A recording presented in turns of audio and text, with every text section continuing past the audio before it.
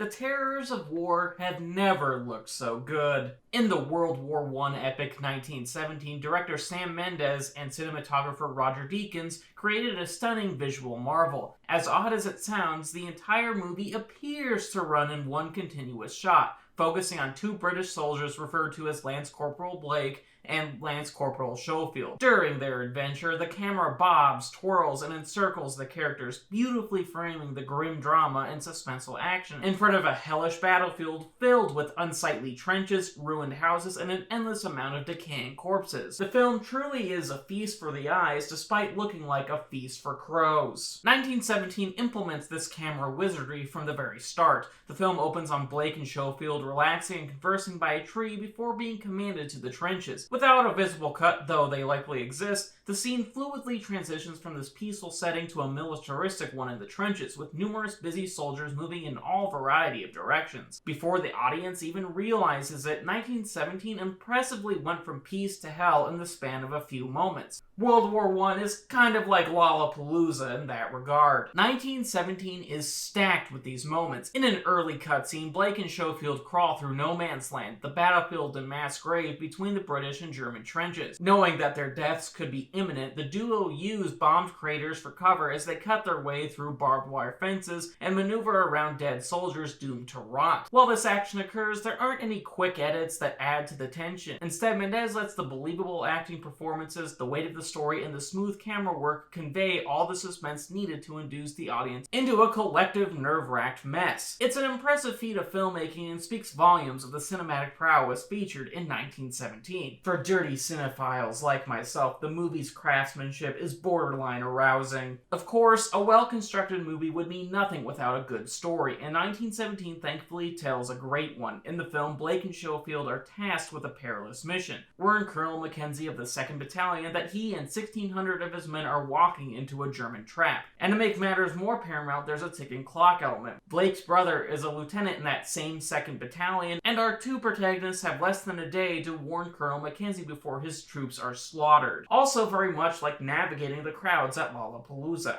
The story perfectly complements the movie's visuals. As 1917 progresses, we learn more about Blake, Schofield, and how the British troops view the war. Alongside horrific visuals of death and destruction, we witness a grim spectacle of young English and German men murdering each other in the name of their country. Don't let the weaponry fool you. They're all kids who deserve to be at home with their families rather than taking pot shots at each other. And while the British soldiers are portrayed as heroic, a tone of solemnity permeates every frame and line of dialogue in 1917. 1917's heroism, however, might be a point of contention for some viewers. After all, war movies can be troublesome propagandic pieces that pump the audience up with thrilling action and heroic characters. For example, the 2017 Mel Gibson film Hacksaw Ridge was one of these movies. In that film, despite focusing on a character who was a self-avowed pacifist, Hacksaw Ridge's war sequences were thrilling to the point that they undercut the film's intended message. Make no mistake, war should never seem fun. 1917 deftly avoids a similar potential problem. Even though there is plenty of suspenseful action in the film, 1917 portrays war as wicked and vile. While the brave feats performed by Blake and Schofield are notable, the movie's repeated use of disturbing imagery and somber characters made me glad that I never joined the military. That, and the fact that I can't do 10 push-ups in a row without being completely that, and the fact that I have a hard time doing 10 push-ups without being completely winded. By the end, 1917 is more than just a visually stimulating film. Beyond being well shot and masterfully composed with a cavalcaded photo album-worthy images, 1917 features a great yet haunting message. While courage in the line of duty is admirable, war is never an enviable proposition. This was true more than 100 years ago, and even when being portrayed through a continuous shot, it's still true today. Hey y'all, thank you for watching the video. If you enjoyed it, please hit the like button, subscribe to my channel, and leave a comment. And for my high-tier patrons, Slasher Avails, Mom, and Miles Nelson, I just want to give you a very special thank you for supporting for what I do. So thank you. Thank you so much.